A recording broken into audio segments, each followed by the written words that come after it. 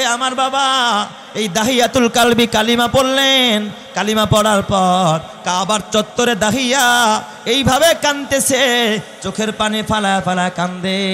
নবী আমার জিজ্ঞাসা করেন, ও দাহিয়াতুল কালবি ইমান ইবা আনলাকা, এত চিৎকার মেরা কাঁদইবা কেন, কি ইমান আনার কারণে কাঁদো নাকি? দাহিয়াতুল কালবি ডাক দিয়া কয়, ইয়া রাসূলুল্লাহ, ইয়া হাবিবাল্লাহ, নবীজি ওই জাতের কসম, ইসলাম গ্রহণ করার কারণে কাঁদি না হুজুর, কাঁদি আমার গুনার কারণে। আমি যে কত মানুষকে খুন করেছি নিজের হাতে, নিজের মেয়েকে জিন্দা দাফন করেছি, আর যত মানুষ যারা নিজের মেয়েকে দাফন করতে চাইতো নিজেরা পারতো না, ওই দায়িত্ব আমি পালন করেছি। আমি হাজার হাজার মেয়েকে জিন্দা দাফন করেছি এই মাটির নিচে। ইয়া রাসূলুল্লাহ, ইয়া হাবিবাল্লাহ, আমি আপনার কাছে জানতে চাই ওই গুনাহ কি আল্লাহ আমার মাফ করবে নাকি? নবীজি আমি কি ক্ষমা পাবো কি না? আমার জীবনে এত বড় পাপ করেছি। নবী আমার ডাক দিয়া গাও, দাহিয়া বলো এত বড় কি পাপ করেছো? কয়, ইয়া রাসূলুল্লাহ, আমি একবার ব্যবসায়িক সফরে গিয়েছিলাম নবীজি, আমি নিজের হাতে আমার কয়েকটা মেয়েকে আমি দাফন করেছি। আজও পর্যন্ত অনেক হাজিরা যখন মক্কায় যায়, অনেকেই দাহিয়াতুল কালবি যেই জায়গার মধ্যে মেয়েগুলোরে কবর দিছে, জিন্দা কবর দিছে, ওই জায়গায় হাজিরা গিয়া কান্নাকাটি করে। যদিও পরবর্তীতে দাহিয়াতুল কালবি মুসলমান হয়ে যায়, দাহিয়াতুল কালবি কান্দে আর ডাক দিয়া কয়, ইয়া রাসূলুল্লাহ, আমার বিবির ঘরে একটা মেয়ে হয়, এত সুন্দরী একটা মেয়ে। আমার বিবি ভাবছে হয়তোবা ব্যবসা থেকে আসার পরে মেয়েটার চেহারা দেখলে আমার দিল নরম হয়ে যাবে, আমার চোখে পানি আসবে, আমি বুঝি এই মেয়েটাকে হত্যা করব না। কিন্তু আরবের মানুষ মনে করতে এই মেয়েরে বিয়ে দেওয়া লাগবে, আমার মেয়ে আর একটা পুরুষের লগে থাকবে, এইটা তার কাছে লজ্জার মনে হইতো। এই জন্য মেয়ে জন্ম হওয়ার সাথে সাথে মেয়েকে জিন্দা কবরে পুঁতা রাখতো। কয়, ইয়া রাসূলুল্লাহ, আমি আমার বিবিকে বললাম মেয়েটারে সাজায়া দাও। নবীজি আমি আমার মেয়েটারে নিয়া মরুভূমির ভিতরে যখন চলে যাই, আমি সেখানে কোদাল কাঁধে করে এক জায়গার মধ্যে গর্ত করতেছিলাম। আমার মেয়েটা ছোট্ট ছোট্ট পাথরের কণা দিয়া ওই জায়গার মধ্যে খেলাধুলা করতেছিল, বাবার সাথে মরুভূমিতে আসছে, ভাবছে বাবা কাজ করতেছে, আমি খেলাধুলা করি। ইয়া রাসূলুল্লাহ, আমি কত বড় নিষ্ঠুর নবীজি, আমি মাটি খুঁড়তে খুঁড়তে হঠাৎ দেখি আমার চেহারা দিয়া ঘাম ঝরতেছে। আমার ছোট্ট মেয়েটা দূর থেকে ডাক দেওয়া, আব্বু কাছে আসো, ইয়া আবাতি, মানে হে আদরের পিতা কাছে আসো। নিজের জামার আঁচল দিয়া আমি বাবার কপালের ঘামগুলো মুইছা দিতেছি, আর ডাক দেয়া, আব্বা এই রৌদ্রের ভিতরে মাটি কাটার দরকার নাই, আব্বু চলো আমরা বাসায় চলে যাই, আম্মুর কাছে যাই। নবীজি আমার নিষ্ঠুর হৃদয়টা তখনও গলে না, আমার চোখ দিয়া পানি আসে না। ইয়া রাসূলুল্লাহ, আমি যখন গর্ত করতেছিলাম, আমার মেয়েটা খেলা করতেছিল, মেয়েটাই তখনও ভাবতে পারে নাই যে আমার বাবা আমার এই গর্তের মধ্যে জিন্দা কবর দেয়া দিবে। ইয়া রাসূলুল্লাহ, আমি যখন গর্তটা করলাম, বেলা যখন লাল হয়ে যায়, মেয়েটা আমার ডাক দেয়া, আব্বু চলো এবার আমরা চলে যাই। আমি একটা রশি নিয়ে আমার মেয়ের দুইটা হাত বাঁধলাম, ও খুশিতে নাচতেছিল, আমার বাবা আমার হাত বাঁধতেছে, মনে করছে আমার বাবা আমার সাথে খেলা করতেছে। ছোট বাচ্চাকে মানুষ বাঁধে। ইয়া রাসূলুল্লাহ, আমি যখন ওর হাতের মধ্যে বাঁধতেছিলাম, মেয়ে আমার হাসতেছিল, মনে করছে আমার বাবা আমার সাথে খেলা করতেছে। নবীজি আমি আমার মেয়ের পা দুইটা বাঁধলাম, মেয়ে ভাবতেছে আমার বাবা বুঝি বাইন্দা আমার লগে খেলা করবে, আদর করবে। মেয়ে তখনও বুঝতে পারে নাই যে আমার বাবাই যে আমার বড় আজরাইল। ইয়া রাসূলুল্লাহ, ইয়া হাবিবাল্লাহ, হাত বাঁধলাম, পাও বাঁধলাম। এরপরে মেয়েটারা ধাপাস করে যখন গর্তের মধ্যে ফেলে দিলাম, মেয়েটা তখন হাউমাউ করে আব্বা আব্বা বলে কাঁদতেছে। আমার ডাক দেখ, আব্বা তুমি আমার এখানে এমনি কেন ফেলাইলা? বাবা গো, আমি কি অপরাধ করেছি, আমার কি অন্যায়? আব্বা, মেয়েটার কলিজা হঠাৎ চমকে উঠেছে যে আমার বাবাই তো এমনি ফেলাইছে, আমার বাবাই তো আমার মারতেছে। ইয়া রাসূলুল্লাহ, কোদাল নিয়ে যখন মাটিগুলো পাথরগুলো আমার এই নিষ্পাপ সন্তানটার চেহারার দিকে শরীরের দিকে মারতেছিলাম। আমার বারবার ডাক দেয়া, আব্বা আমি যদি মেয়ে হওয়ার কারণে তোমার লজ্জা হয়, আব্বা গো এই মক্কায় থাকবো না, জাজিরাতুল আরবে থাকবো না, মক্কাটা ছাইরা অন্য জায়গায় চলে যাব। বাবা একটু বাঁচতে দাও, আব্বা গো জীবনটা ভিক্ষা দাও, আমারে মাইরো না বাবা। ভাবছিলাম তুমি যখন সফরে ছিলা, তুমি আসলে বাবার কোলে মাথাটা রাইখা আমি একটু ঘুমাবো। আব্বা তুমি আমারে মাইরো না। কয়া রাসূলুল্লাহ, তখন আমার দিলে মায়া লাগে না? আমি পিতা পাষণ্ড হইয়া একের পর এক মাটি যখন দিতেছিলাম, যতক্ষণ আর চেহারাটা দেখা যায়, বারবার আমার হাত ছানি দিয়া ডাকতেছিল, আব্বু আমার জীবনটা ভিক্ষা দাও, তুমি আমারে মাইরো না। ইয়া রাসূলুল্লাহ, আমি এক পর্যায়ে যখন মাটি দিয়া ঢেকে দিলাম, আমার রুহুটা বের হয়ে যায়। নবীজি আমি খানা খাইতেছিলাম বাসায় আইসা, দেখি আমি খানা খাই আর আমার কানে আওয়াজ ভাসতেছে, আব্বা তুমি কেমন পিতা, নিজের মেয়ের জিন্দা কবরে রাইখা ওই হাত দিয়ে আবার খানা খাও। হুজুর দেখি আমার কানে এই আওয়াজ ভাসে। নবীজি আমি ঘুমাইতে পারি না, আমার আল্লাহকে আমার ওই গুনাহ মাফ করবে কিনা। নবীজির গাল বায়া বায়া পানির ফোঁটা গড়ায় পড়তেছে। নবী আমার কান ডাক দিয়া বলে, ও দাহিয়া, এত বড় নিষ্ঠুরতা, এত বড় নির্মমতা তুমি করেছ। তবে দাহিয়া শোনো, আল ইসলামু ইয়াহদিমু মা কানা ক্বাবলাহু, ইসলাম গ্রহণ করার কারণে আল্লাহ তোমার অতীত জিন্দেগীর সব গুনাহ মাফ করে দিয়েছে। চিৎকার মেরে কোন সুবহানাল্লাহ। সুপার পাওয়ার মক্কা নিয়ন্ত্রণ করতে হলো আবু জেহেল। কে নিয়ন্ত্রণ করতো? আবু জেহেল। কিন্তু ভাগ করা ছিল, প্রশাসনিক দায়িত্ব এইটা দেওয়া ছিল দুইজনরে, একজন হলো আবুল আহাব আর একজন হলো দাহিয়াতুল কালবি। কথা বুঝবেন কোন দিকে যাচ্ছে তাফসীরটা। তো এই দুইজনরে দেওয়া হয়েছে প্রশাসনিক দায়িত্ব, আর মূল দায়িত্ব ছিল কার কাছে? আবু জেহেলের কাছে, সাথে উতবা সাইবা, এরপর অন্যান্য কাফেরেরাও এর সাথে সংযুক্ত ছিল। তো সব সেখানে জমা হয়েছে, দাহিয়াতুল কালবি সহ। তিনি তখনও কি হয় নাই? মুসলমান হয় নাই। দাহিয়াতুল কালব তখনও কি হয় নাই? মুসলমান হয় নাই। সবাই জমা হয়েছে, কারণ মোহাম্মদ ডাক দিছে। এই লোকের ডাকে সাড়া না দিয়া কোনোদিন পারা যায় না, যার জবান থেকে কখনো কোনো মিথ্যা কথা আমরা শুনি না। নবী আমার সব লোক যখন জমা করলেন, নবীজি তখন সব লোককে, সমবেত লোকদেরকে ডেকে বলতেছেন, ও আমার কওমের লোকেরা, ও আমার আত্মীয় স্বজনেরা, ও আমার প্রতিবেশীরা, ও আমার বংশীয় লোকেরা, ও আব্দে মানাফের লোকেরা, ও বনু হাশেমের লোকেরা, ও কুরাইশের লোকেরা, ও আব্দুল মুত্তালিবের সন্তানেরা, আমি যদি তোমাদেরকে একটা কথা বলি, তোমরা আমার কথা বিশ্বাস করবা কিনা?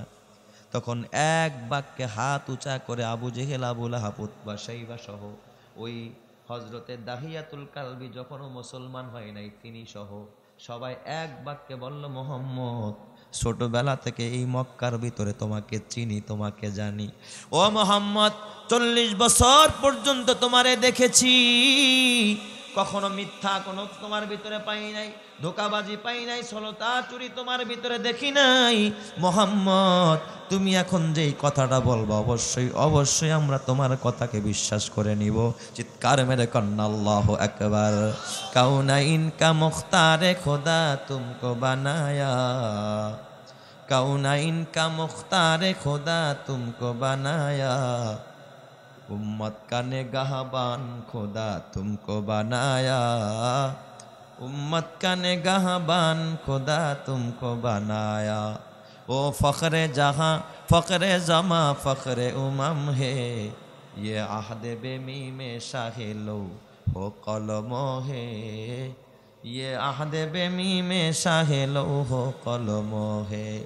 रुतबे में फदू सबसे ही अल्लाह से कम है, ये कौलो शबो रोज़ो मेरा हक की कसम है, ये कौलो शबो रोज़ो मेरा हक की कसम है। जोरे जोरे कन्ना अल्लाहु আকবার। কয় মুহাম্মদ 40 বছরে তোমাকে আমরা কখনো কোনো ছলনা করতে দেখি নাই, তুমি এখন যা বলবা আমরা অকপটে চোখ বন্ধ করে বিশ্বাস করব। জোরে কন্না আল্লাহু আকবার। নবী আমার ডাক দিয়া কয়, ও কুরাইশের লোকেরা, ও আব্দে মানাফের লোকেরা, বনু হাশেমের লোকেরা, ও আমার আব্দুল মোত্তালিবের ছেলেরা, ও আমার চাচারা, আমার বংশীয় লোকেরা, আমি যদি তোমাদেরকে এখন বলি যে পাহাড়ের অপর পাশে শত্রু আছে, শত্রু বাহিনী আছে, তোমাদের উপর হামলা চালাবে, তোমরা বিশ্বাস করবা কিনা? কয় হ্যাঁ, এক বাক্যে বিশ্বাস করবো, মুহাম্মদ তুমি তো আল আমিন, তুমি কখনো মিথ্যা কথা বলো না। নবী আমার সাথে সাথে ডাক দিয়া বললেন, ও কওমের লোকেরা, তোমাদেরকে আমি বলি, খবরদার খবরদার, তোমরা কুলু লা ইলাহা ইল্লাল্লাহ, এই কথা বলে সাক্ষ্য দাও যে আল্লাহ ছাড়া ইলাহ নাই, কোনো মূর্তি কিছু করতে পারে না, দেবতা কিছু করতে পারে না, সব কিছু একজন যিনি করেন তিনি কে? আরো জোরে বলেন, সব কিছু করেন ওয়ালা কে? আল্লাহ। ও চাচারা, খবরদার খবরদার, আপনারা এক আল্লাহ বলে সাক্ষী দেন, আর আল্লাহ তাআলা আমাকে আপনাদের জন্য রসুল বানায় পাঠাইছে, যদি বিশ্বাস করেন আল্লাহর জান্নাত অপেক্ষা করবে, আর যদি বিশ্বাস না করেন খোদার জাহান্নাম আপনাদের জন্য রেডি হয়ে যাবে, মরার পরে ওই জাহান্নামের আগুনে জ্বলতে হবে। আমি আপনাদেরকে ওই আহুত জাহান্নামের আগুন থেকে আপনাদেরকে ভয় দেখাইতেছি। আপনারা যদি আমার দুনিয়ার শত্রুর কথা বিশ্বাস করেন, তাহলে জাহান্নামের কথাও বিশ্বাস করেন। চাচা গো, অচিরেই জাহান্নামের আগুনে জ্বলতে হবে যদি মূর্তির পূজা করেন। মূর্তির পূজা ছেড়ে দেন, এক আল্লাহর গোলামি করেন। ও চাচারা, ও কওমের লোকেরা, কুরাইশের লোকেরা, আপনারা সবাই সাক্ষী দেন, কুলু লা ইলাহা ইল্লাল্লাহ তুফলিহুন, আপনারা বলেন আল্লাহ ছাড়া ইলাহ নাই, সফল হয়ে যাবেন। ও আন্নী রাসূলুল্লাহ, এবং এই কথাও সাক্ষী দেন যে আমাকে আল্লাহ তাআলা তার রসুল বানায়া পাঠাইছে। জোরে জোরে কন্না আল্লাহু আকবার। মুহাম্মদ সাল্লাল্লাহু আলাইহি ওয়াসাল্লাম এই কথাটা যখন বলছে, খেয়াল করেন, সব কাফের লিডাররা মাথাটারে নিচু করে লাইছে। সব কাফেররা কি করছে? মাথাটা নিচু করছে। 40 বছর পর্যন্ত যেই মানুষটা কখনো মিথ্যা কথা বলে না, তার মানে বড় বড় লিডাররা তারাও চিন্তায় পড়ে গেছে, মুহাম্মদ তো কখনো মিথ্যা কথা কয় না।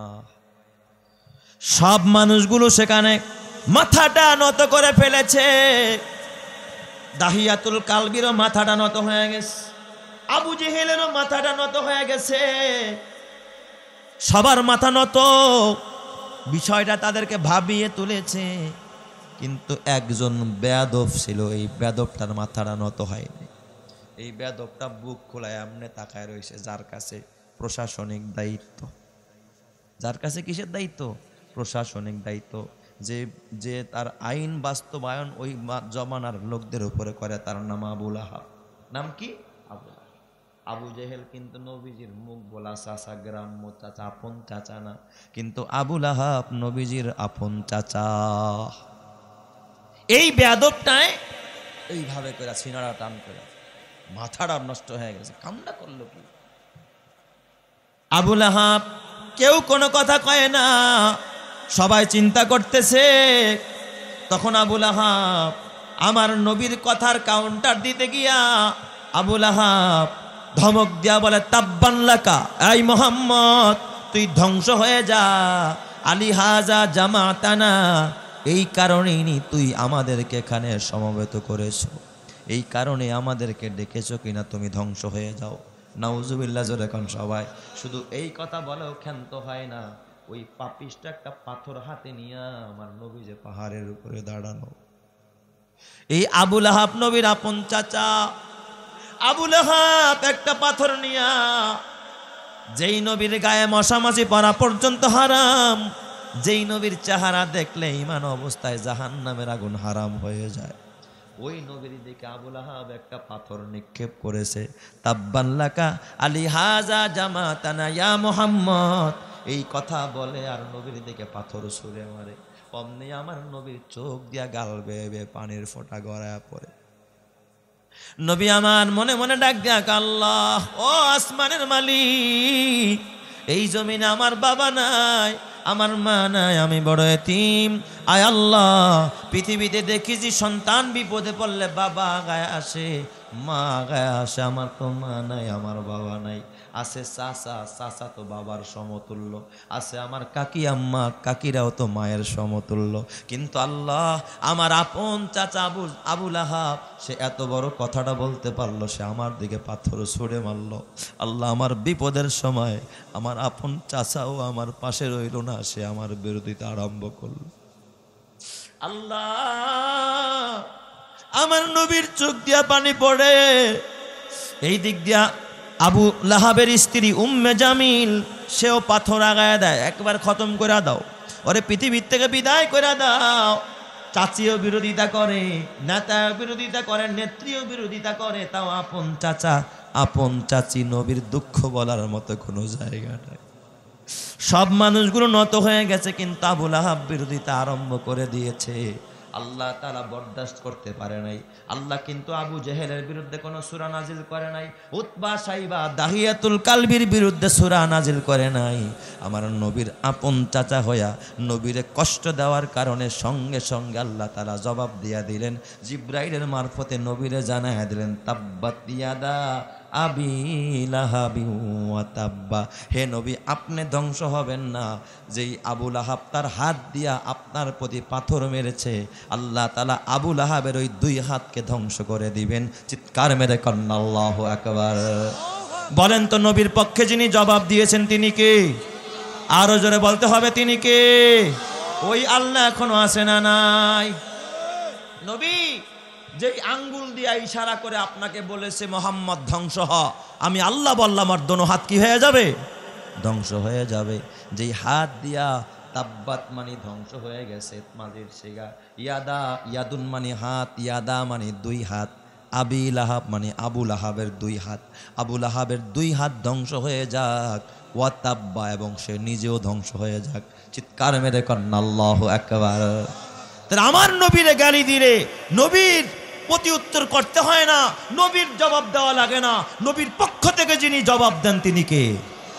আরো জোরে বলেন, তিনি কে?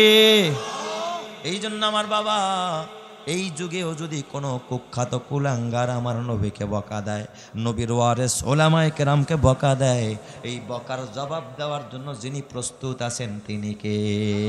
জোরে জোরে কোন সুবহানাল্লাহ। আসলে এই আবুল আহাব কোন আবুল আহাব জানেন? যেই আবুল আহাব নবীজি নবুয়ত পাওয়ার আগেও নবীরে ভালোবাসতো। নবীর জন্মের পরে কিন্তু আবুল আহাব বেজার হয় নাই, বরং কি হইছে? খুশি হইছে। যখন আবুল আহাবকে গিয়া বলছে, আবুল আহাব তোমার ভাই আব্দুল্লাহ মারা গেছে, আব্দুল্লাহর একটা সন্তান হইছে। সুবহানাল্লাহ, জোরে কোন সবাই। মোহাম্মদ তার নাম। আবুল আহাবের কাছে গিয়া, আবুল আহাবের এক দাসী ছিল সুহাইবা রাদিয়াল্লাহু তাআলা আনহা, নবীর দুধমা। সুহাইবা গিয়া কয়, নেতা ও লিডার, আপনার এক ভাতিজা হইছে, এতিম ভাতিজা, যাই আব্দুল্লাহ মারা গেছে, তার আল্লাহ তাআলা একটা ছেলে দিছে। সুবহানাল্লাহ, যেরকম সবাই কয়, যা এতবার এক খুশির সংবাদ শুনালি, আমার ভাতিজার সংবাদ, আমার ভাই নাই, সেই ঘরে একটা ভাতিজা হইছে, আমি খুশি হয়ে গেলাম। যেই হাত দিয়া তুই ইশারা কইরা আমার ভাতিজার সংবাদ দিলি, যা আমি তোর আজাদ কইরা দিলাম। আরেকটু জোরে কোন সুবহানাল্লাহ। তাহলে নবীর জন্মের কথা শুই না আবুল আহাব খুশি না বেজার?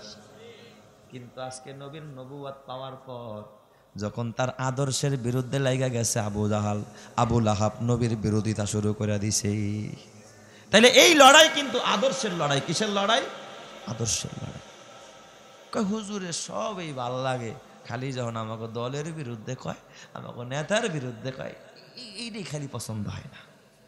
কথা কয় না কে? ইমাম সাহেব হুজুর এত ভালো মানুষ, মনে হয় কলজাটা কাইটটা খাওয়াই দেই, কিন্তু যখন আমাকে নেতার বিরুদ্ধে কয়, আমাকে দলের বিরুদ্ধে কয়, তখন আর ভাল ঠেয় না। ঠিক বললাম না বে? ঠিক বললাম? যুবক ভাই, হাতে পায়ে ধরা বলা যায়, এই আবুল আহাব আসল কিন্তু তার নাম আবুল আহাব না, তার নাম ছিল আব্দুল উজ্জা। নাম কি? আব্দুল উজ্জা, উজ্জার গোলাম। নাউজুবিল্লাহ কোন সবাই। উজ্জা তাদের একটা দেবতার নাম। আবুল আহাব কেন কইতো? আবুল আহাব আপনারা এই যে আগুন জ্বালান না, কুপিতে বাতি জ্বালালে দেখবেন মাঝে মাঝে অগ্নিস্ফুলিঙ্গ উপরে ওঠে, এটারে কি কয় গ্রাম্য ভাষায়? হ্যাঁ, ফুলকা। ফুলকা না, আগুনের ফুলকা, লাল টকটক। আবু লাহাবের চেহারাটা এরকম লাল টকটকে ছিল। নবীর চাচা, কি সুন্দর চেহারা। আসল কি চেহারার নাম মানুষ নাকি? এই জোরে কোন চেহারার নাম কি মানুষ নাকি? গর্বা সুরাত আদমি ইনসাবুদে, গর্বা সুরাত আদমি ইনসাবুদে, আহমদ আবু জাহল হাম এক সাবুদে। আবু লাহাবের চেহারাটা ছিল আগুনের মতো, কয় না ফোলা না, এটা আগুনের দোলা আছে না নাই? তার মানে মনে হয় যেন আল্লাহর আগুন দিয়া বানাইছে। চেহারার মধ্যে আগুন খা খা করতো, এত সুন্দর একটা চেহারা ছিল কার? আবু লাহাবের। আবু জেহেলের নাম কিন্তু আবু জেহেল না, আবুল হিকাম, জ্ঞানীর পিতা। নাম কি? জ্ঞানীর পিতা, কিন্তু কাম করতো মূর্খদের মতো। নাম হয়েছে কি? আবু জেহেল, তার মানে মূর্খদের পিতা।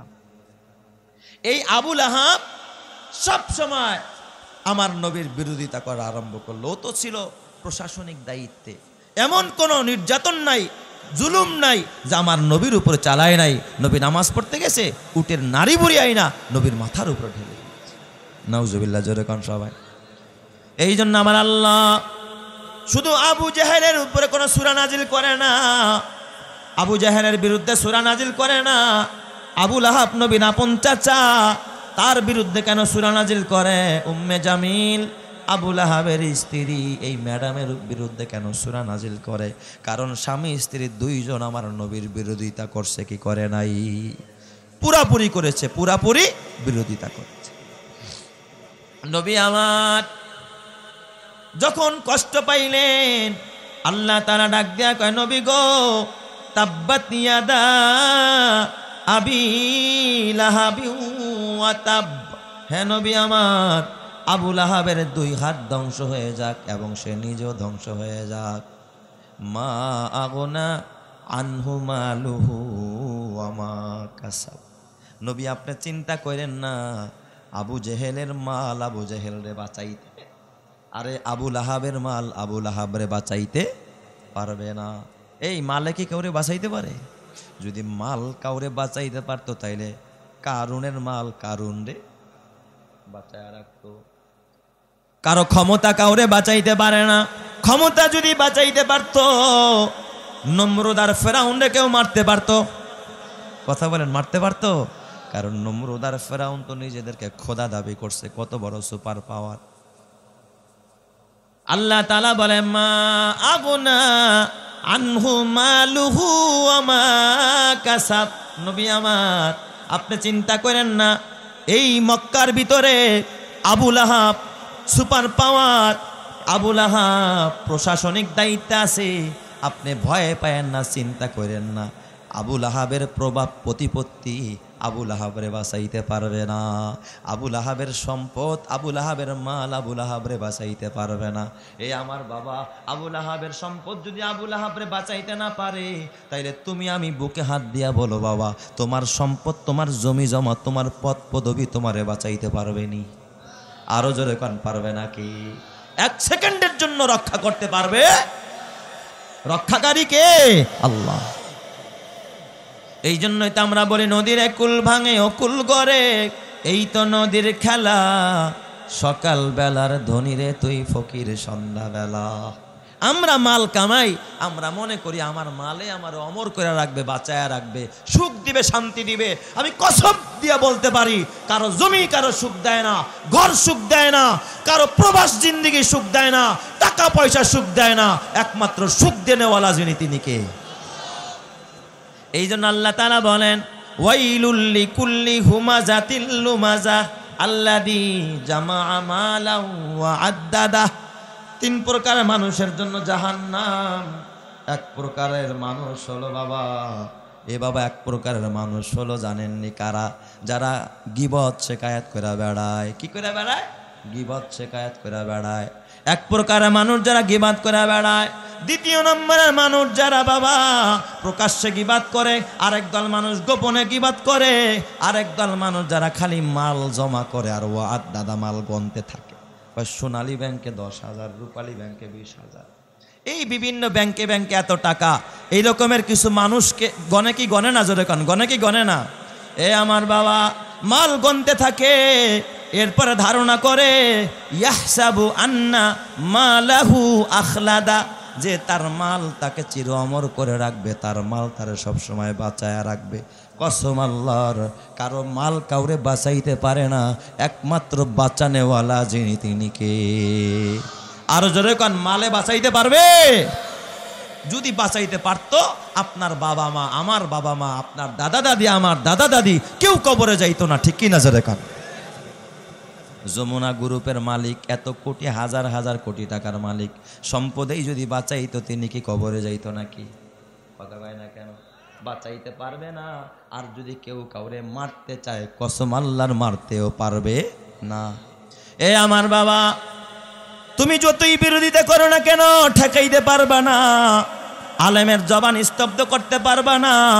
শুনলাম এ আমার বাবা সাইদ আহমদ কলরবের একজন শিল্পী, চিনেন না আপনারা? সাইদ আহমদ আমাদের ছোট ভাই বন্ধুবর সাইদ আহমদ, এরা নাকি সন্ত্রাসীরা বয়ান করতে গেছে, তুলে নিয়ে গেছে। নাউজুবিল্লাহ কোন সবাই? একজন আলেমের গায়ে যদি কেউ হাত তুলে, কসম আল্লাহর, বলেন তো এই জমিনের ভিতরে আকাশের উপরে যিনি সবকিছু মনিটরিং করেন তিনি কে? আলেমকে কেউ তুলে নিয়ে আবার মারতে পারবে না যদি আমার আল্লাহ না চায়। পারবে? মুসারে পারে নাই, ইব্রাহিম খলিলুল্লাহরে পারে নাই, ইসমাইল জবিহুল্লাহরে পারে নাই, মুহাম্মদুর রাসূলুল্লাহরে পারে নাই। আলেম ওলামারে যারা গুম করতে চায়, খুন করতে চায়, তুলে নিয়ে যারা আলেমকে হত্যা করতে চায়, কসম আল্লাহর, এই জমিনে যখন আলেমের রক্ত স্পর্শ করবে, এই জমিন থেকে খোদার আইন, ইসলামের আইন, এই খোদার পতাকা, ইসলামের পতাকা উড্ডিং হবেই হবে। কথা ঠিক কিনা?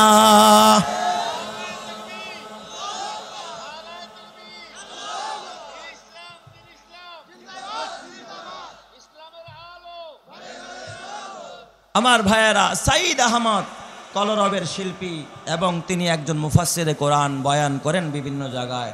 একজন আলেমকে সন্ত্রাসীরা তুলে নিবে, এটা কোনোদিন আমরা মেনে নিতে পারি না। আমরা তাড়াতাড়ি, অতি দ্রুত আমরা প্রশাসনকে আলটিমেটাম দিলাম, 48 ঘন্টার ভিতরে সাইদ আহমদকে 48 ঘন্টার ভিতরে তার পরিবারের কাছে পৌঁছে দিতে হবে। কথা ঠিক কিনা জোরে কান? এই জন্য আমরা দ্রুত প্রশাসনের কাছে এই দাবি জানাই, আলেমদের নিরাপত্তা আমরা কামনা করি। এরপরেও যদি ভারতের কোনো দোসরেরা, ভারতের কোনো ওই সমস্ত কুলাঙ্গারেরা, দাদা বাবুরা যদি আমার দেশে অস্থিরতা সৃষ্টি করতে চায়, আমার দেশকে নিয়ে যারা চিনিমিনি খেলতে চায়, তাদের বিরুদ্ধে আমাদের অ্যাকশন চলবেই চলবে। কথা ঠিক কিনা জোরে কান?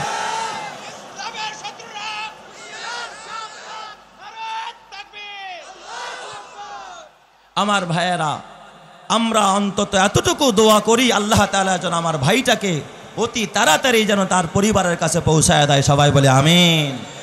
তাহলে কারো মাল কাউরে বাঁচাইতে পারে না। কথা কার? মা আগনা আনহু মালুহু ওয়া মা কাসাব। তার মাল, আবুল আহাবের মাল আবুল আহাবরে বাঁচাইতে পারবে না, এবং সে যা প্রভাব প্রতিপত্তি, যে পদ পদবি পাইছে, এই পদ পদবিও তারে বাঁচাইতে পারবে না। কেমনে তার মরণ হয়েছে, সূরা লাহাবের পুরা তাফসির শুনলে আপনারা বুঝবেন কত চরমভাবে অপদস্থ অবস্থায় আবুল আহাবরে আল্লাহ পৃথিবীর থেকে বিদায় করেছে। আল্লাহ পারে কি পারে না? আরে বাবা, শুয়ারও মরে, কুকুরও মরে, গাধাও মরে, আবার মানুষও মরে।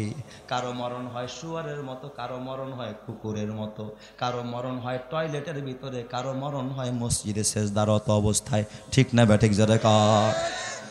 ওই গাধা শুয়ারের মতো মরা লাভটা কি? মানুষের মতো হয়ে মরো, খোদার জান্নাত অপেক্ষা করবে। কথা ঠিক কিনা জোরে কার? মা আগনা আনহু মালুহু ওয়া মা কাসাব সায়াসলা নারান যাতা লাহাব। আল্লাহ কয়, নবী আমার, আপনার গালি দিয়েছে, আপনি চিন্তা করেন না, সায়াসলা, অচিরেই নিক্ষেপ করা হবে আবুল আহাবকে নারা, ওই জাহান্নামের ভিতরে। লাহাব, যেই আগুনের লেলিহানের ভিতরে আবুল আহাবরে আমি আল্লাহ প্রবেশ করাবো। চিৎকার মেরে কন্না আল্লাহু আকবার। ওয়াদাকার। তাইলে আবুল আহাব জান্নাতি না জাহান্নামী? জোরেবান বলেছে কি? সায়াসলা, অচিরেই নিক্ষেপ করব নারং যাতা লাহাব, লেলিহান আগুনের ভিতরে। কয় শুধু তারে একা না, ওয়ামরাতুহু তার ম্যাডাম রেও ঢুকামু। সুবহানাল্লাহ কইবেন না সবাই? তার মানে আবু লাহাবরে একা ঢুকামু না, তার বউ উম্মে জামিলরেও ঢুকাইয়া দিমু, নেতারেও ঢুকামু, পাশাপাশি নেত্রীডারেও ঢুকাইয়া দিমু। কথাকার যুবক ভাই বেজার হইস না, রাগ করিস না, নেতারেও ছাড়বে না, নেত্রীরেও ছাড়বে না। কথাকার আল্লাহর নারাং যাতা লাহাব ওয়ামরাতুহু, কয় আল্লাহ বুঝলাম আবু লাহাবরে তুমি ঢুকাইবা, নবীরে গালি দিছে এই কারণে, তাহলে উম্মে জামিল তার বউডারে নেত্রীরে কেন ঢুকাইবা, তার কি অপরাধ? আল্লাহ তাআলা বলে হাম্মালাতাল হাতাব, এই মহিলাটা আরো ডেঞ্জারাস, এক কাটা নিয়ে ঘুরতো। কি নিয়া? লাকড়ি, কাটা, এই সমস্ত জঙ্গল ফঙ্গল নিয়ে ঘুরতো। আমার নবী যেই রাস্তায় বের হইতো ওই জায়গায় কাটা দিয়া রাখতো, যেন আমার নবী বের হইতে না পারে, নামাজে যাইতে না পারে। লাকড়ি দিয়া লাঠি নিয়ে দৌড়াইতো। মাঝে মাঝে নবীর বিরোধীদেরকে বলতে এই লাঠি নিয়ে যা, মোহাম্মদ রে সাইজ করে দে। নবীর বিরুদ্ধে লাঠি লাকড়ি বহন করত, লাকড়ি নিয়ে ঘুরতো। আসে না নাই? এই যেরকম আসে না নাই? এই রকমের কপাল পোড়া আলেম বিরোধী, আলেম বিদ্বেষী মানুষ এই যুগেও আসে না নাই? তোমার মসজিদের ইমাম তোমার দুশ্মন না, তোমার মৃত্যুর পরে ইমাম তোমার জন্য দোয়া করে, তোমার মৃত্যুর পরে তোমার ইমাম তোমার কবরে নামে, তোমার মৃত্যুর পরে ইমাম তোমার কবরে গিয়া তারপরে জিয়ারত করে দোয়া করে। একজন আলেম রে দুশ্মন ভাইব না, একজন আলেম তোমার পরম দোস্ত। কথা ঠিক না ব্যাঠিক? জোরে কর। হাম্মালাতাল হাতাব, এই হলো এক ব্যাখ্যা, লাকড়ি নিয়ে ঘুরতো। আরেক ব্যাখ্যা হলো এই মহিলাটাই চগলখড়ি করত। কি করত? চগলখড়ি। চগলখড়ি বুঝেন? গিবাত। এর কথা ওরা লাগাইতো, আর কথা ওরা লাগায় সংসারে কি লাগাইতো? আগুন লাগাইয়া দিত। লাকড়ির কাজ হলো আগুন জ্বালানো। মানুষ লাকড়ি দিয়া কি করে? তাহলে মানে কেনায়া অর্থ মুরাদ নিয়েছে। লাকড়ি দিয়া যেমন আগুন জ্বালায়, এই মহিলা গিবাত কইরা কইরা তারপরে কি জ্বালায়? আগুন জ্বালায়। তার মানে এই মহিলা কেমন যেন গিবাত করার কারণে কই যাবে? জাহান্নামে যাবে। এক হাদিস শরীফ শোনাই আপনাদেরকে। আল্লাহর নবী বলে মাররান নবী সাল্লাল্লাহু আলাইহি ওয়াসাল্লাম বিকবরাইনি ইউআযাবান। আল্লাহর নবী দুইটা কবরের পাশ দিয়া যায়। এই যে আপনাদের কবরস্থান, রহমতে আলম নবী দুইটা কবরের পাশ দিয়া যায়। তাকায় দেখে দোনোটা কবরের মধ্যে আযাব হইতেছে, আযাব। নবী যা দেখে সাহাবায়ে কেরাম তা দেখে না, নবীরা যা দেখে আমরা তা দেখি না। নবী আমার ডাক দেয়া কয়, সাহাবীরা দোনোটা কবরের মধ্যে আযাব হয়, তোমরা কি জানো নি এই কবর দুইটার মধ্যে কেন আযাব হয়? সাহাবায়ে কেরাম বললেন, ইয়া রাসূলুল্লাহ আপনি বলেন কেন আযাব হয়? নবীজি জবাব দিলেন, আম্মা আহাদুহুমা ফাহুয়া লা ইয়াস্তামজিহু আনিল বাউল। এক ব্যক্তির কবরে কেন আযাব হয় জানো নি? এই ব্যক্তি প্রস্রাব কইরা কখনো ঢিলা কুলুপ ব্যবহার করতো না, কাপড়টা নাপাক রাখতো 24 ঘন্টা, এই জন্য আর কবরের মধ্যে আযাব হয়। এ যুব সমাজের যুবক ভাই, তোর হাতে পায়ে ধরে বইলা যায় কাপড়টা নাপাক রাখিস না, প্রস্রাব করে ঝাড়া মাইরা উঠা গেলি, এই যে একটা টিস্যুর ওজন বাবা 1 গ্রাম ওজন হবে না, টিস্যু পকেটে রাখিস। প্রস্রাব করে প্যান্টটা নাপাক করিস না। নামাজের দাওয়াত দিলে কয় হুজুর জান এখন যাবো না। কে যাবি না? কয় হুজুর শরীর ভালো না। হ্যাঁ শরীর খারাপ হয়েছে। কে তুই কি মহিলা নি, তোর শরীর খারাপ হয়েছে? তার মানে কি ভালো না? কাপড় ভালো না। তার মানে তুই সবসময় কাপড়টারে নাপাক রাখোস, তোর গায়ে রহমতের ফেরেশতা নাই। এই প্রস্রাব থেকে না, অথচ দেখবেন হাই রে বাপ রে বাপ, হ্যাঁ 300 গ্রাম 400 গ্রাম আধা কেজি ওজনের বিশাল মোবাইল, এইটারে এই পকেটে একটা ওই পকেটে একটা, হেডা নিয়ে গড়তারে এই কয়েক গ্রাম ওজন হবে 2টা টিস্যু নিয়ে গড়তে পারে না। এমন কপাল পরা জমিনে আসে না নাই? তাহলে যুবক ভাই আজকে ওয়াদা কর, ঢিলা ব্যবহার করবি তো? এই যুবকরা টিস্যু ব্যবহার করবি তো? নালে কিন্তু কবরে আযাব হবে। আল্লাহ তুমি সব যুবকরে কবুল করো। নারায়ে তাকবীর, নারায়ে তাকবীর। আল্লাহ তুমি কবুল করো, জোরে কানা আমিন। 1 নাম্বার তাইলে বোঝা গেল প্রস্রাব থেকে ঢিলা কুলুপ না নিলে কবরে কি হয়? আযাব হয়। নবীজি কয় আরেকটা কবরে আযাব হয়, কেন জানো নি? ও আম্মাল আখার, কয় আরেকটা কবরে আযাব, ওয়া হুয়া ইয়ামশি বিন নামিমা। ওই কবরে কেন আযাব হয়?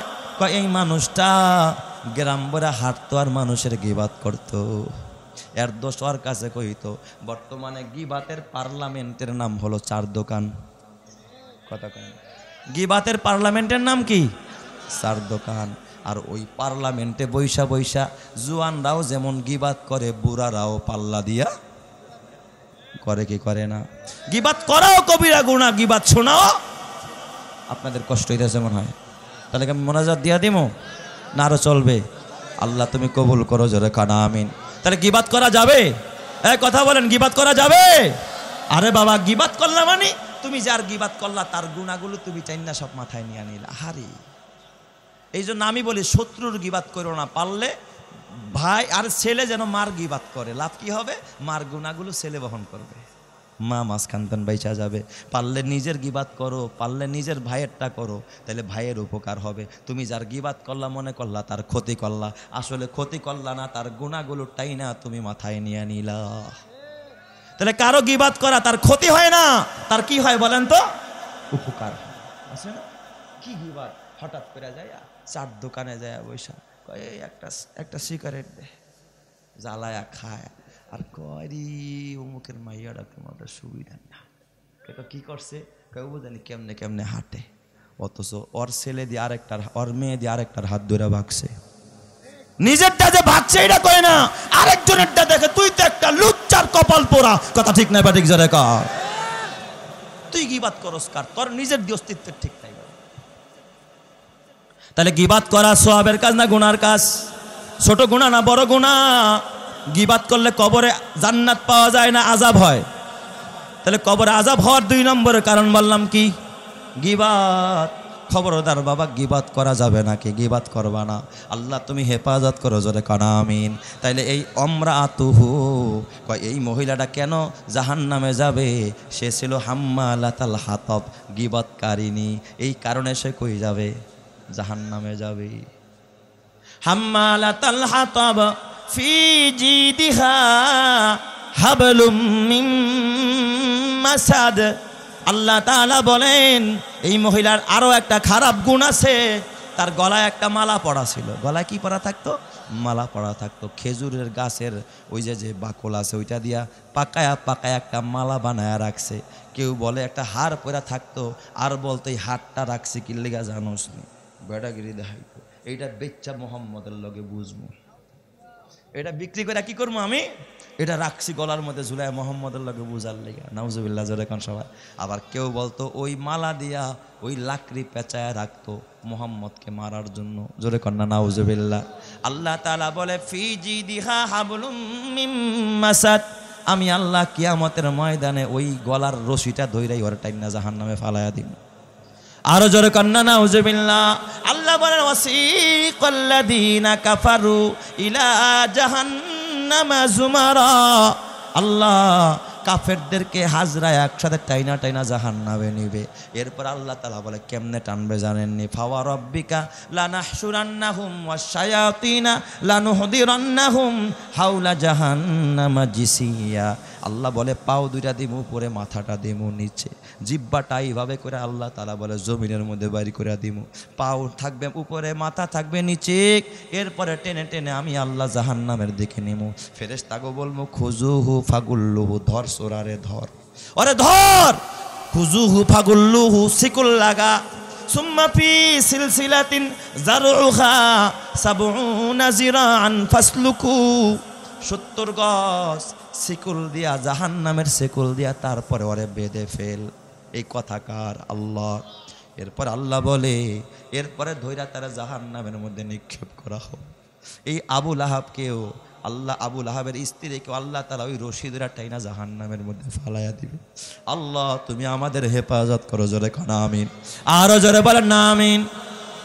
এই আবু লাহাবের কেমনে ধ্বংস হয়? আল্লাহ কার মালে ওরে বাঁচাইতে পারে নাই, সন্তানে বাঁচাইতে পারে নাই, ওর ক্ষমতা ওরে বাঁচাইতে পারে নাই। বদর যুদ্ধের পর, বদর যুদ্ধের 1 সপ্তাহ পরে আবু লাহাব মারা যায়। ম্যাক্সিমাম বদর যুদ্ধে আবু জেহেল সহ বড় বড় লিডাররা মারা যায়। বদর যুদ্ধের 1 সপ্তাহ পর আবু লাহাব তার গলার মধ্যে একটা প্লেগ রোগ হয়েছে, একটা গোড়া হয়েছে, মহামারী হয়েছে। সেখান থেকে গোটা শরীরের মধ্যে পছন্দ হয়ে গেছে, হাতে পছন্দ ধরছে, পায়ে পছন্দ, ওই দিক দিয়া পরিবারের মধ্যে দুর্গন্ধ, কয় কেউ তারে ঘরে জায়গা দেয় না, ঘর থেকে বের করে দিয়েছে। আবু লাহাব ওই জায়গার মধ্যে ইন্তেকাল করেছে, দুর্গন্ধ হয়ে গেছে, কেউ কাছে যায় না, ছেলেরাও ধরে না। 3 দিন পর্যন্ত তার লাশটা সেখানে পড়েছিল, ছেলেরাও কাছে যায় না। আল্লাহর কথা মিথ্যা না। মা আগনা আনহু মালুহু ওয়া মা কাসাব, তার মাল তারে বাঁচাইতে পারে নাই, যা কামাই করছে ছেলে মেয়ে তাও বাঁচাইতে পারে নাই। 3 দিন হয়ে যায়, লাশ ধরে না, এলাকায় দুর্গন্ধ, কয় সবাই বকা দেয়, এই পচাইডারে ফালা, গন্ধে টেকতে পারি না। ছেলেরা বিপদে পড়ছে, ধরেও না, কাছেও যায় না। এরপরে ছেলেরা একটা কামলা নিছে, লেবার নিছে, ভাড়া করছে, কয় এই লাশটারে ধইরা ওই পাহাড়ের উপর দিয়া গড়ায়া, ওই সাইডে গর্ত আছে, গর্তের মধ্যে ফালায়া দে। তাফসীরের কিতাবের মধ্যে লেখে, ওর ছেলেরা কামলা নিছে, কামলারা ধইরা পাহাড়ের উঁচু জায়গায় নিছে, সামনে ছিল একটা গর্ত, ওইখানে নিয়ে এরপর ধাক্কা দিয়া ফালায়া দিছে, গড়ায়া গড়ায়া গিয়ে একটা পাথরের সাথে বেঁধে আছে, কয় লাঠি দিয়া খোসা, লাঠি দিয়া খোসায়া খোসায়া লাশটারে ফালাইছে। ছেলেরা কয় যায় না, কয় একটা কাজ কর, পাথর মার। পাথর মারতে মারতে ছেলেরা পর্যন্ত পাথর মাইরা এই আবু লাহাবকে গর্তের মধ্যে ফালাইয়া দিছে। এ আমার বাবা, যেই ছেলের জন্য আজকে সুদ খালি, কিয়ামতের ময়দানে ওই ছেলেও তোরে বাঁচাইতে যাবে না। যেই মেয়ের জন্য আজকে গুনাহ করলি, ওই মেয়েও বাঁচাবে না। যেই বিবির জন্য তো অন্যায় করলি, ওই বিবিও বাঁচাইতে যাবে না। তাহলে বলেন তো একমাত্র বাঁচানেওয়ালা যিনি, তিনি কে? আরো জোরে বলেন না, বাঁচানেওয়ালা কে? এই দিক দিয়ে আমার নবী এতটা নির্যাতনের শিকার, আল্লাহ তাআলা ডাক দেখা, ফাসদা বিমা তুমার ওয়া আরিজ আনিল মুশরিকিন। নবী আমার, আপনি দাওয়াত দিতেই থাকেন। নবীজি এবার ভিন্ন প্ল্যান করলেন দাওয়াতের জন্য। আলীরে ডাক দিয়া কয়, আলী এদিকায়, বাজান এদিকায়। আলী যাও 100 গম নিয়ে আসো। 100 গম মানে 350, এই যুগের কয়সের? 350 গম, বুঝবেন কথাটা। এ আলী যাও, একটা ছাগলের পা নিয়ে আসো। ছাগলের পা আনলেন। আলী এই গমগুলোরে 350 গম ভাঙাও, আটা বানাও, তারপরে রুটি বানাও, আর এই একটা ছাগলের পায়া এরপরে রান্না করো। আমার আত্মীয় স্বজন যারা আছে, কুরাইশের ছোরাইশের আসে, বনু হাশেমের, তারপরে বনু আব্দুল মানাফের, সবাইরে দাওয়াত দাও, আমি একবেলা খাওয়ামু, তারপরে তাদেরকে দাওয়াত দিব। সুবহানাল্লাহ, যেরকম সবাই। এটা ছিল নবীজির দাওয়াতের আর একটা প্ল্যান। চিন্তা করছে একবেলা খাওয়াইয়া, দেখবেন দাওয়াত ও তাবলীগের লোকের আইলে কয়, ভাই একটু মেহেরবানি করে দুপুরে আজকে দস্তরখানে শরীক হইবেন। সুবহানাল্লাহ, যেরকম সবাই জানে, এক প্লেট খাওয়াইলে পেটে দিলে পিঠে সয়, পেটে দিলে পিঠে সয়। আলী মনে মনে কয়, দাওয়াত দিল দি পুরা খেত চক ঘুরা, কিন্তু 100 গম 350 আর একটা মাত্র বকরির পায়া, তো এইটা দিয়া কয়জন রে খাওয়াইব? আলীর তো মাথায় ধরে না। কিন্তু বরকতের মালিক কে? আরো জোরে বলেন, বরকতের মালিক কে? আল্লাহ। আলী নবীর কথা বলছে, বা সাহাবায়ে কেরাম, অত প্রশ্ন নাই, নবী যা বলছে সব রেডি করছে। কয় এবার সবাই রে দাওয়াত দাও। ঘর ভরে গেছে, এলাকা ভরে গেছে। নবীর কথা হলো, দস্তরখানে বসায়া তারপরে দাওয়াত দিয়ে দিবে, দিনের দাওয়াত। নবীজি আলীর কয়, আলী বাজান একটা কাম করো, সব মেহমানরা যেহেতু আসছে, তুমি তাইলে বিসমিল্লাহ বলে খাবার ডিস্ট্রিবিউট শুরু করো, ভাগ করতে থাকো, তবে পাতিলার মুখ খুলবা না। আর একটু জোরে কন, হয় নাই? ইমানের আওয়াজে বলেন সুবহানাল্লাহ। আলী দাওয়াতের খানা খাওয়াইবা, কিন্তু কি খুলবা না? পাতিলের ঢাকনা খুলবা না, মুখটা খুলবা না। হযরতে আলী দেওয়া আরম্ভ করছে। ওইদিকে হাজার হাজার মানুষ জমা হয়ে গেছে। খাওয়ানোর কথা শুনলে আর কে না আসে? সব মানুষ জমা। হযরতে আলী বিসমিল্লাহ বইলা দেয়। আবু লাহাব এই জায়গায় ভেজাল করে, আবু জাহাল ভেজাল করে।